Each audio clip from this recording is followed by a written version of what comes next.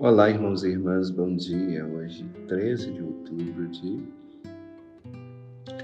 2023, nós estamos na 27ª semana do Tempo Comum. Ontem foi o grande feriado da nossa rainha e padroeira do Brasil, Nossa Senhora da Conceição Aparecida.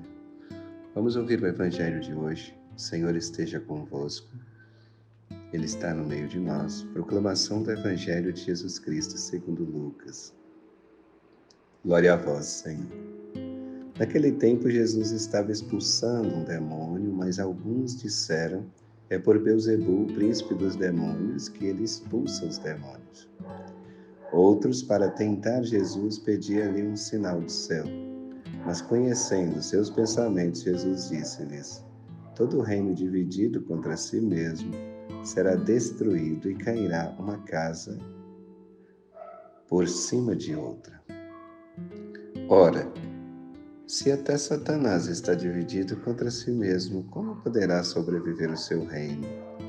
Vós dizeis que é por Beelzebul que eu expulso os demônios. Se é por meio de Beelzebul que eu expulso os demônios, vossos filhos os expulsam por meio de quem?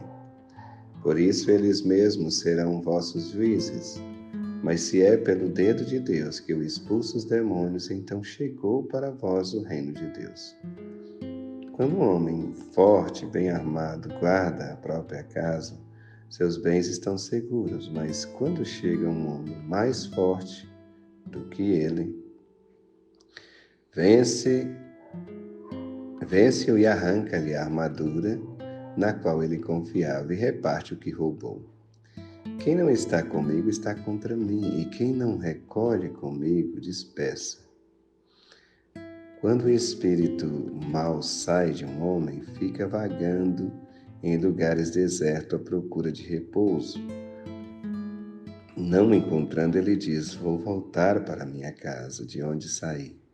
Quando ele chega, encontra a casa varrida e arrumada. Então, ele vai e traz consigo outros 7 espíritos piores do que ele, e entrando instalam-se aí. No fim, esse homem fica em condição pior do que antes. Palavra da salvação. Glória a vós, Senhor. Eu começo a reflexão de hoje com a primeira carta de Pedro 5,8. Sede sóbrios e vigilantes, porque o vosso adversário, o diabo, vos rodeia como um leão a rugir, procurando a quem devorar. Resistirem firmes na fé. Então, o demônio existe, é astuto e hoje tentando aqui de uma forma diferente. Ele tentando os doutores da lei, os fariseus, para poder desacreditar Jesus. Não tem cabimento a acusação que faz para Jesus, né? Tito 1,15. Para os puros todas as coisas são puras, mas para os impuros até as coisas puras parecem puras, né? São impuras. Eles não tinham mais nada para acusar Jesus e acusa Jesus de ser um enviado do demônio. Mas Jesus também tem aqui uma saída estratégica, né? Como é que o demônio pode dar poder aos seus subalternos, seus súditos? Se eles têm poder igual ao chefe, então ele está condenando o próprio reino, porque vai ter uma guerra entre eles. E sendo, né, todos iguais, assim, os subalternos tendo um poder tão grande quanto do chefe dos demônios, segundo a acusação dos fariseus, então o reino vai se autodestruir, né? Com essa guerra entre eles. Depois Jesus põe em xeque também os exorcismos judaicos. Mas se ele está expulsando pelo demônio, então os exorcistas judaicos expulsavam por quem? Então, de certa forma, Jesus está questionando. Então, eles também, né? No caso aqui, falou seus filhos, os exorcistas, também está expulsando pelo demônio. Depois, Jesus faz aqui um alerta também, né? O homem forte, aqui ele está falando, comparando ele e o demônio. O demônio tem poder também, né? O demônio também causa grandes transtornos, grandes males. mas Jesus é mais forte. Chegando, então, já que ele expulsa demônio pelo dedo de Deus, que é o símbolo do poder aqui de Deus, então ele é o mais forte. Então ele chegou agora, o demônio não tem mais vez. O demônio agora é vencido por ele. Ele é o homem mais forte que chegou e resgatou tudo que o demônio havia pego, sobretudo a humanidade, tudo aquilo que ele havia roubado. Esse homem mais forte que é Jesus vai trazer de volta. Depois, Jesus faz um alerta que o próprio São Pedro faz aqui, indiretamente na primeira carta. Seja sóbrio e vigilante, o demônio não dá trégua. Ele ataca o tempo todo e de todas as formas. Então, mesmo uma pessoa que foi liberta dos seus males, dos seus vícios, decidiu seguir Jesus, ela tem que estar atenta, porque o demônio vai voltar e vai tentá-la, vai tentar desviá-la novamente.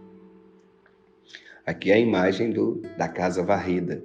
Alguém que se converteu, está caminhando com Cristo, está bem, mas o demônio volta ali, acha essa casa arrumadinha, olha, eu vou voltar para cá. E aí ele busca o número 7, que é a totalidade do mal. 7 espíritos e entra com ele. Aquele homem fica pior do que antes. Interessante que eu já vi pessoas assim.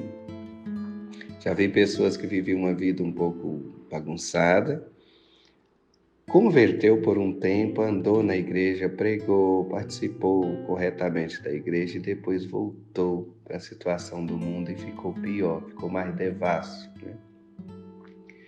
Isso às vezes acontece com os seminaristas, às vezes acontece com as religiosas, Eles vão para o seminário e ali não dá certo, eles voltam para casa e voltam numa certa devassidão. Não são todos, mas tem uns que, não sei se é por revolta, que acaba entrando totalmente na vida errada.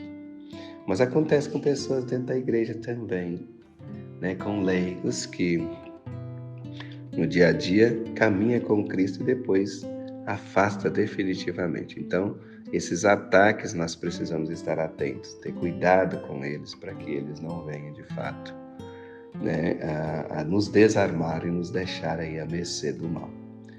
Que o Cristo Senhor continua sendo o guarda que não dorme nem cochila sobre a nossa vida e nos dê força e sabedoria para poder evitar sempre o mal. Deus abençoe o seu dia e te conceda um bom final de semana.